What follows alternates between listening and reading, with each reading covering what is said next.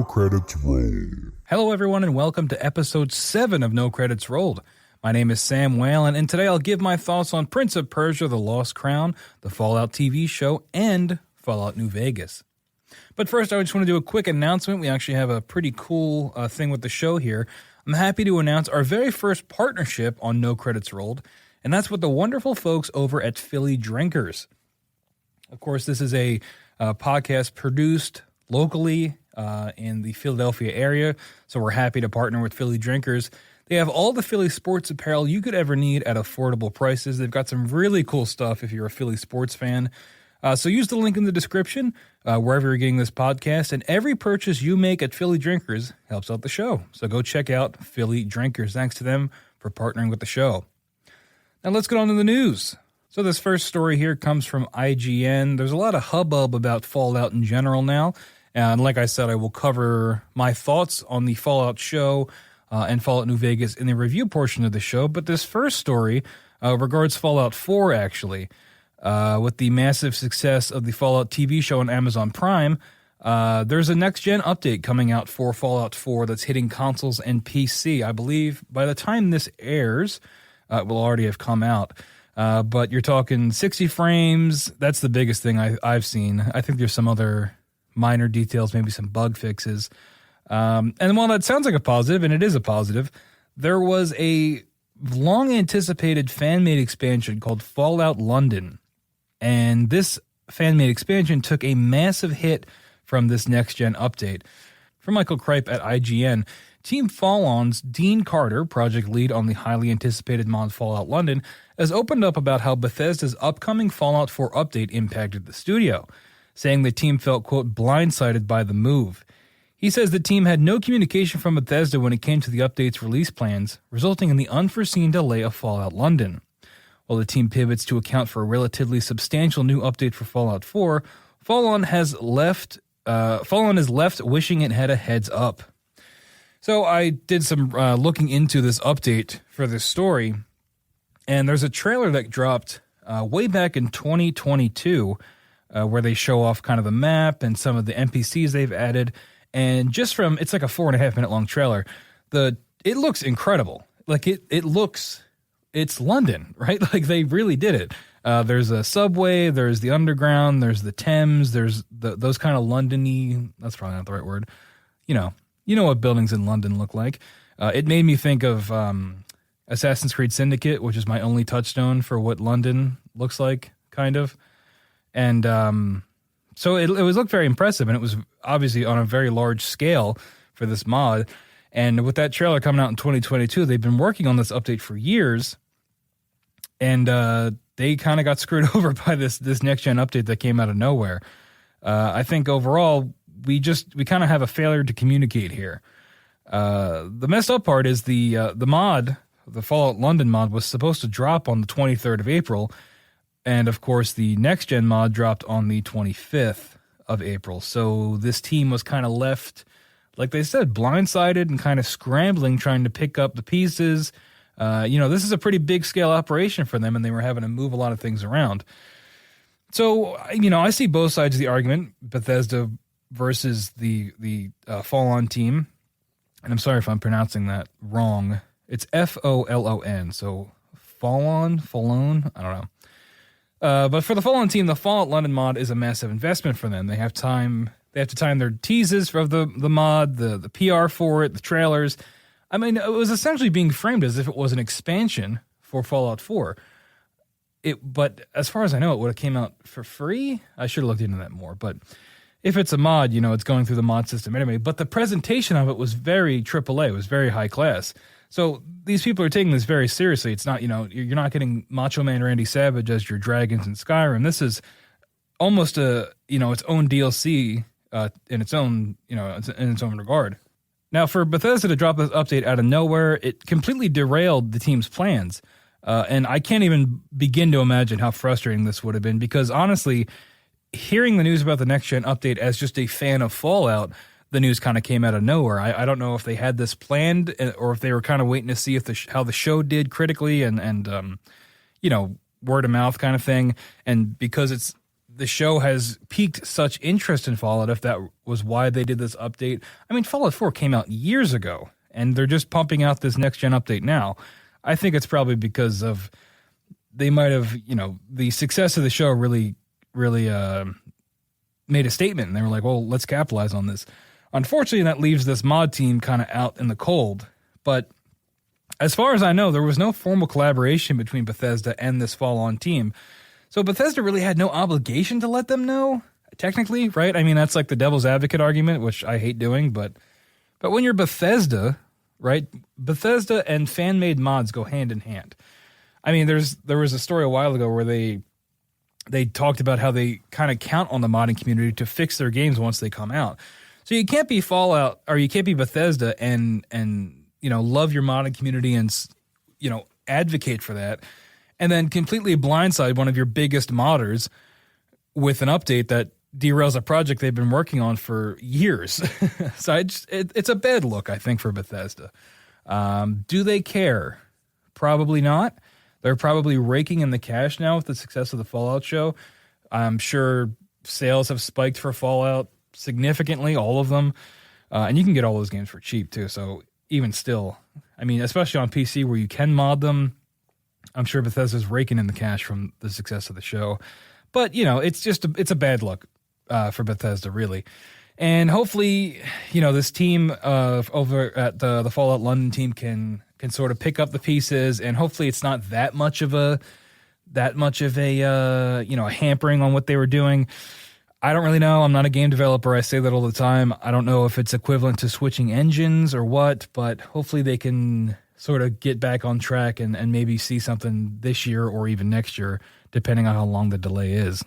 But yeah, let me know what you think. Are you part of the Fallout modding community? Do you think this is a overstep from Bethesda? Do you think it's a slight? Or do you think they didn't even really consider it, I don't know. It's tough to say, but either way, shout out to the Fallout London team. Hopefully they can get something released sometime soon. So our second story here is from gamesindustry.biz. Meta's first quarter earnings are in, and the tech company continues to dump money into VR/AR without much of a return. Reports show they have lost around $3.8 billion on the venture. But don't worry, folks. Despite that, Meta's profits are still up across the board. This is from Brendan Sinclair at gamesindustry.biz. Quote, the revenue for Meta, this is just some numbers here that I'm going to try to interpret. I'm not an economist, but the revenue, $36.5 billion. That's up 27% year on year. The net income is $12.4 billion. That's up 117% year on year. Sounds good for revenue. I don't know. Again, I don't know how budgets work, but and then this is Reality Labs. This is the VR branch of Meta. Their revenue was up $440 million, which is up 30%. But the operating loss is $3.85 billion, which is compared to a loss of $3.99 billion last year. So the amount they're losing on this tech has gone down. Their profits are still up. But this is a quote from Brendan Sinclair as well. He says, despite losing money at a rate of more than $1 billion per month since June of 2022, Meta affirmed its commitment to Reality Labs, saying, quote, we continue to expect operating losses to increase meaningfully year over year due to our ongoing product development efforts and our investments to further scale our ecosystem. So that's our weekly dose of corporate gibberish for you here on No Credits Rolled. But essentially, they don't care that they're losing money because their profits are still up, and it looks like they're committing to this, right? They're committing to the bit of VR and AR. I don't know why. I can't really figure it out. The scale at which these big tech companies operate astounds me. They can just burn money, $1 billion per month on this. But when you compare it to their profits, it's not that much, right? If you're up, what was the net revenue here? Net income was $12.4 billion. So if you're losing $1 billion a month, I mean, at that point, it's just, is money even real? And if you're committed to this, if you think that this is the future, if you're trying to set the trends, yeah, they're going to keep dumping money into it until everybody accepts it, right? I mean, remember when the iPhone first came out, everybody was like, oh, an iPod and a phone together, how's that going to work? Nobody really bought it. You see this a lot of, time and time again with new tech. and, maybe I'm just a naysayer, but I really don't see VR going that way. If anything, AR is going to be the way it goes, right? Where you have the Tony Stark glasses that look like sunglasses and you put them on and, you get your tech information that way on your screens right there in your eyes, kind of like an Apple Watch, but for your head. Speaking of that, this goes in tandem with this other story. Apple just scaled back their production of the Vision Pros due to a lack of demand. Now, I know we're a video game podcast here, and this is kind of going into tech news, but you can play video games on VR and AR, so it counts. This is from Umar Shakir at The Verge. Quote, Apple analyst Ming-Chi Kuo writes that Apple cut orders for the Vision Pro even before it launched outside of the U.S. His sources claim that Apple now expects to sell only around 400,000 to 450,000 units in 2024. This is compared to what Kuo says was a, quote, market consensus of around 700,000 to 800,000 units. So they cut it in half, essentially, by what people are going to be buying. Just a reminder, the Vision Pros cost $3,500, and turns out the demand was a lot lower than Apple was expecting. Probably because it's $3,500. You can buy a used car for less than that, probably. So I'm not a tech reporter, right? I'm not a reporter at all. I don't know how these companies typically operate, but as an outsider looking in, it really seems like they're trying to make something that just isn't a thing yet, right? They're trying to push into this VR and AR. But I don't see how this becomes the norm, especially at price points like this. And especially for how it's so alien, I think, to wear these headsets on a daily basis. Like, there are videos you can look on YouTube of people wearing their Vision Pros for a full day. And it just doesn't seem, it doesn't seem natural. It doesn't seem like something that, we're going to be in the future in 30 years and everybody's going to be walking around with one of these things on their face. I just don't buy it. But again, I'm not a tech entrepreneur or a tech reporter, so maybe I'm wrong. I'm trying to think of a example where people were naysayers against this technology, a certain technology, and then now it is the norm. I guess you could say kind of like the Apple Watch is like well, who needs that? Now everybody's got one. Or I mentioned the iPhone, combining the iPod and the phone together. I guess that kind of counts. I really think it's just the fact that you're putting something on your face. I really think that is the weirdest part of it for me. The other weird part for me about all these ventures is what it would do to humanity socially, right? How it would impact social interaction. I mentioned those YouTube videos of people wearing them all day, and it isolates them from the people around them because they're constantly wearing these things and they always have screens. They've always got some kind of stimulation, whether it be a video or some kind of data up on the Vision Pros. And people are already isolated having their headphones in and their phones out during the day. And I sound like I'm, 90, but it's true. And in terms of the need of people needing constant stimulation, things like TikTok, where you're watching a video, but then under the video, there's a Subway Surfer or some other kind of stimulation for you to look at.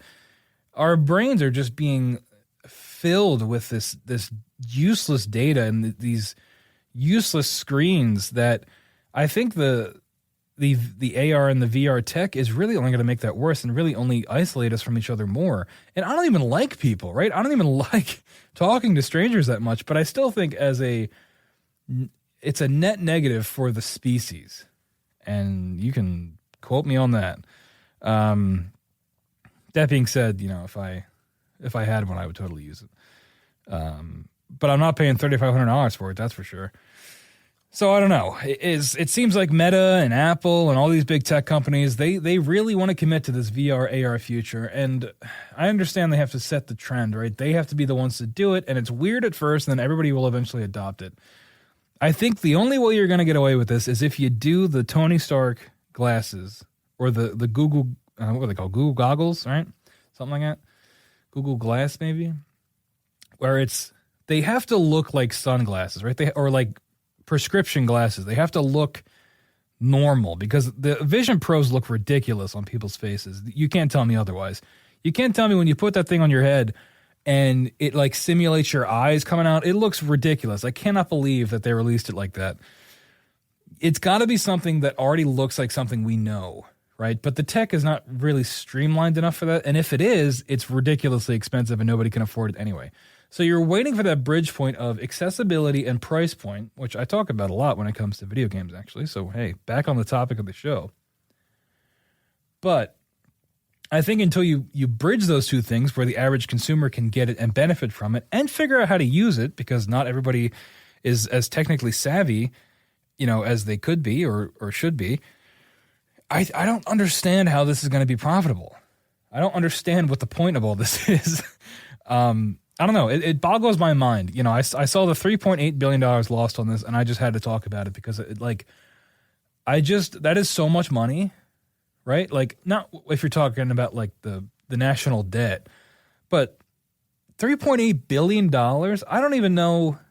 Like, it's a number that you can't even wrap your head around, and they just burned it. So I don't know. If you've got a Apple Vision Pro, let me know.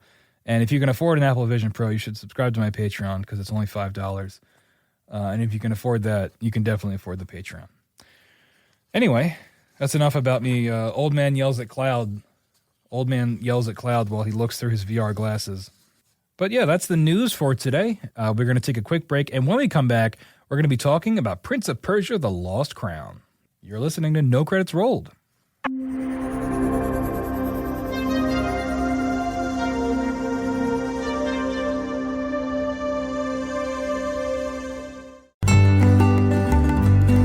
Insights into Teens, a podcast series exploring the issues and challenges of today's youth. Talking to real teens about real teen problems. Explore issues from braces to puberty, social anxiety to financial responsibility. Each week, we talk about the topics concerning today's youth. We look at how the issues affect teens, how to cope with these issues, and how parents, friends, and loved ones can help teens handle these challenges. Check out our video episodes on youtube.com/insightsintothings. Catch our audio versions on podcast.insightsintoteens.com or on the web at insightsintothings.com.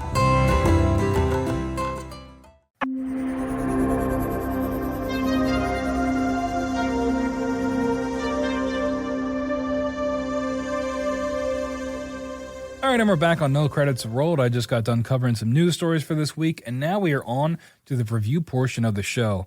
First game I want to cover today is Prince of Persia: The Lost Crown. This is developed and published by Ubisoft, specifically Ubisoft Montpellier. It's a Metroidvania-style action platformer. Everybody take a drink every time I say the phrase Metroidvania during this review, because boy, did I write it down a lot. Anyway, Ubisoft Montpellier is also known for developing the Rayman games and the Beyond Good and Evil games. The only Rayman game I played was one of the more recent ones, the 2D platformer ones, and that game was pretty good. And you can definitely see that 2D platformer DNA here in Prince of Persia: The Lost Crown. Now, there was a demo for this game a little while back before I fully had the whole thing in my hands. At the time, I didn't really like that demo. I thought it felt pretty double A, and I really didn't vibe with the mechanics or the feel of the game. But now having the full game, I was very surprised by how much I enjoyed this. It's definitely one of the best Metroidvania style games that I've played. It's got so much heart and style to it. Although if you're new to these kind of games, it might be kind of a tough first entry. There's a lot of aspects to it that might not be for everybody, right? There's some difficulty aspects to it with the platforming that might be tough for some folks.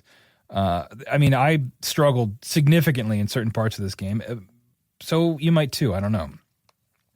My touchstones for Metroidvanias are not Metroid or Castlevania. I've never finished either any games in those franchises.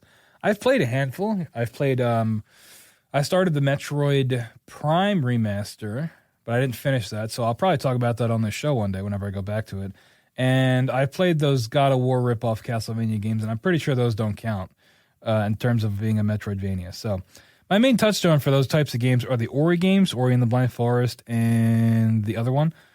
Those games are fantastic. Highly recommend them. They're on Xbox and PC. They're some of the most beautiful games I've ever played. Fantastic music, Beautiful gameplay, just a really unique and magical experience. But that being said, so take my opinion on this genre with a grain of salt, right? I'm not an expert. I haven't been in the trenches, jumping and platforming for 20 years. I've only played a handful of these kind of games. For me, one of the things Prince of Persia nails is the movement and the platforming. There are sections in this game where I completed a platforming section, and it felt like a boss fight. Like I had just beaten a boss because of the level of precision and timing that's required. Just like Ori and the other games in the genre, you unlock more abilities for traversal and navigation as you go. And just like in a lot of those other games, as you unlock each one, it feels incredible. And it really feels like you're getting this monumental shift in gameplay, whether that be a double jump or a dash or I don't want to spoil the other powers, but in all these games, you always get a double jump, you always get a dash. And it feels great, right? And when it unlocks those new areas of the map for you, or you know that you can go back and now access these areas you previously couldn't, it's a wonderful feeling, and it's why people enjoy these games, and it's why I enjoy these games. One of the things this game does that is a little bit unique from a game like Ori is that when you come across an area that you might not be able to access yet because you lack the ability, you can hold down on the D-pad and you'll create a little memory, which is essentially a screenshot that then saves on the map. And then when you look at the big map, you can hover over wherever you saved it, click on it, and it'll show you exactly what you screenshotted. So you can remind yourself of what you were doing. And it ties into the story of the game, too, because the game's all about the plot is dealing a lot with time, timey-wimey stuff, time travel, time displacement, kind of. So being able to save these memories all around the map is very, very cool, and it feels really good to go around and check them off once you know, hey, I've got double jump now. I can go back to this area, jump up here, go and delete the memory, and now I've opened up this whole new pathway for myself. It's a really satisfying game loop. The combat is another highlight of this game. It's really fast-paced and involves dodging, jumping, and parrying, and the parrying is a particular standout. It captures the frenetic energy of a sword fight because a lot of the enemies you're fighting are blade-based enemies, but there are certain times where there is a yellow flash of a parry, and if you time that one properly and get the parry, you get these really unique animations, these really cool, unique animations for every enemy. And it's cool every single time, right? Like you could see the same one 10 times, and it's the combination of the feeling of nailing the parry, but then also getting the reward of sometimes it's an instant kill. Yeah, you can even do them during boss fights, and it takes a chunk of their health away. Particularly in the boss fights, which I'll cover in a second. The parry mechanic in the boss fights, when you do that, it's like this super cool, like anime cutscene almost, right? You parry and you get this cool attack, and it never gets old. It's one of those things that just never gets old. But it's also a fundamental of the combat. So for those of you that enjoy parrying and dodging and things like that, kind of like in a Souls game, and getting that timing window down, you're going to enjoy this as well. The boss fights, like I said, the boss fights are very, very cool. I've done a bunch of them so far. There's multiple phases to each one. Some of them are a little bit more unique than others, or not unique, more distinct than others. You can really tell the difference in the phases.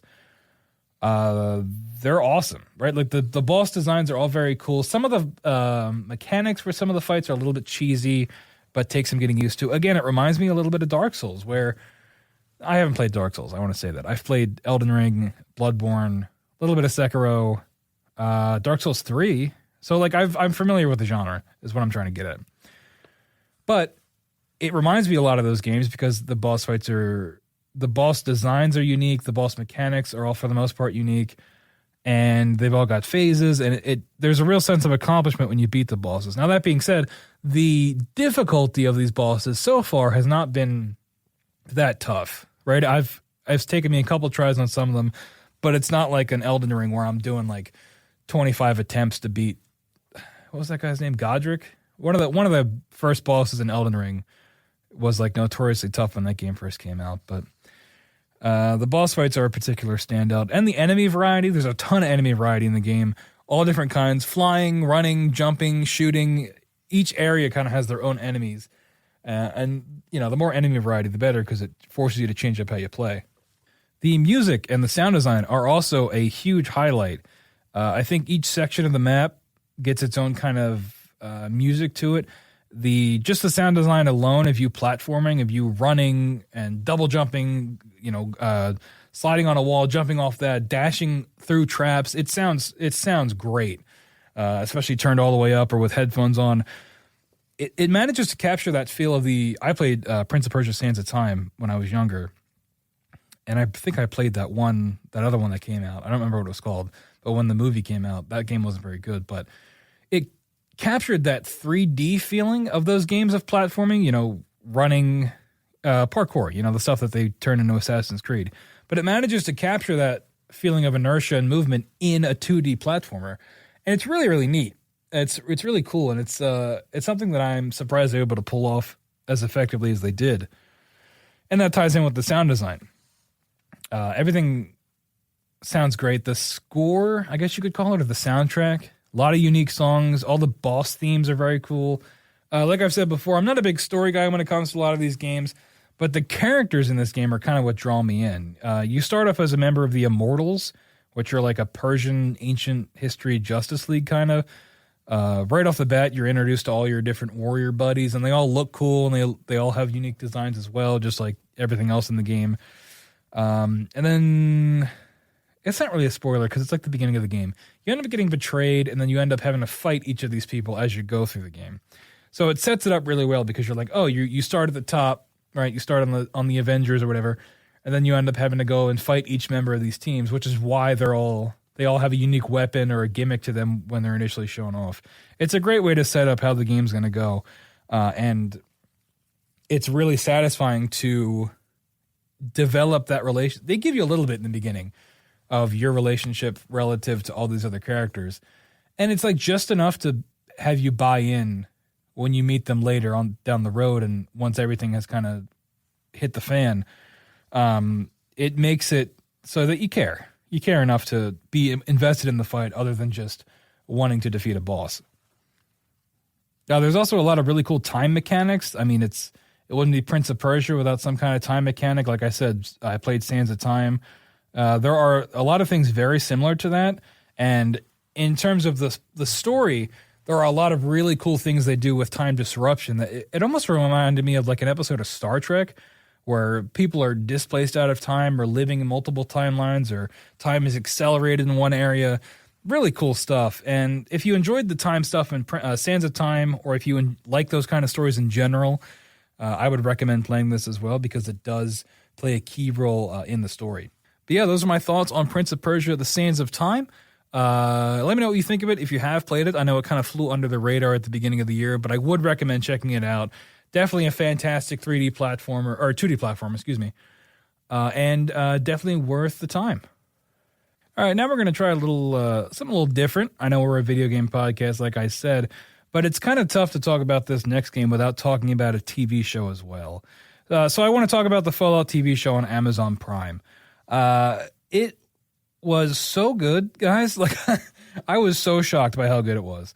Kind of like Prince of Persia, I went in with pretty low expectations, and I was completely blown away by the Fallout show. I'm so glad we're in a world where video game adaptations don't suck anymore, and they aren't looked at immediately with a sort of side eye of, oh, it's a video game adaptation, so it's not going to be good. This is another fantastic example of an adaptation that is done right, that is done well, that is done exactly how, if you're a fan of the games, or if you're a newcomer, you can enjoy this show. And I cannot believe they pulled it off. I have some notes I wrote here. Fallout on Amazon Prime captures the spirit of the games in so many different ways. It may be the ultimate adaptation. From the characters, to the music, to the world design, to the humor, everything hit the nail on the head. Whether you have played a Fallout game before, or you just want to jump into the wasteland for the first time, Amazon's Fallout is a fantastic experience through and through. And, that's true. I really don't have a whole lot of negatives about the show.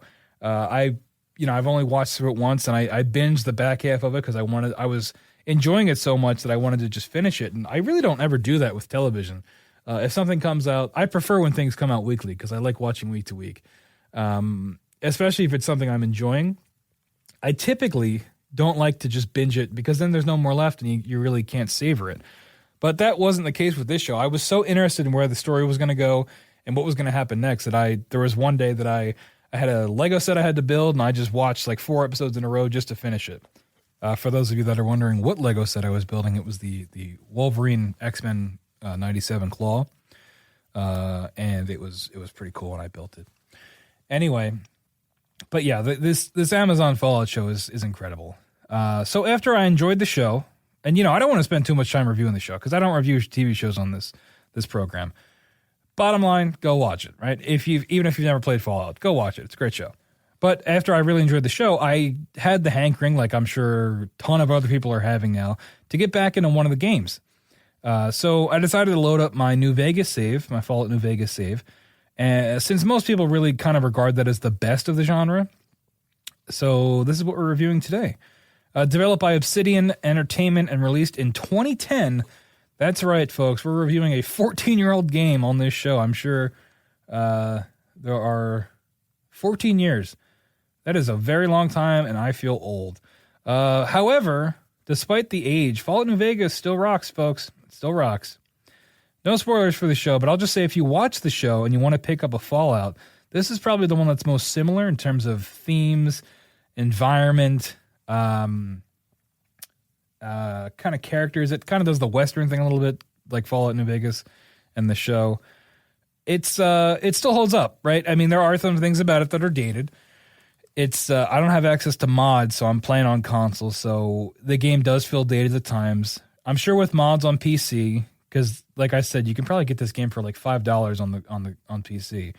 You could probably modernize it more because there's a ton of mods on there. The thing that holds up the most about Fallout New Vegas is the writing. There are so many quests in this game that you will stumble upon that will take 30 minutes of your time. It's that classic Bethesda game design that I think a lot of their games nowadays are lacking, right? It's that feeling of Skyrim where you have an objective across the map and you walk and you find 15 different quests along the way that take up, 3 hours of your time. It's the same stuff that happens in this game, and it's great. I've described this as a vibes game, and I think people use the term vibes way too much now, but it really is. I mean, there's in-game radios that you can listen to, which, as someone that loves radio, you're already hitting a sweet spot for me. But you can have your radio on the whole time as you're walking around the game, which also plays into gameplay because depending on where you are, you can get certain signals versus other areas. But yeah, turning on the radio in the game and just walking across the wasteland, and you just wait to see what you encounter. It's a feeling of adventure and exploration that the fact that they were able to pull this off in 2010 is crazy. Now, I never really liked the Fallout games when I was a kid because I thought they were boring. I'll be honest, I thought they were very boring. But that's because I was very into Call of Duty at the time, and I wanted that faster paced shooter. I didn't really understand, how to play an RPG or the nuances of playing RPGs.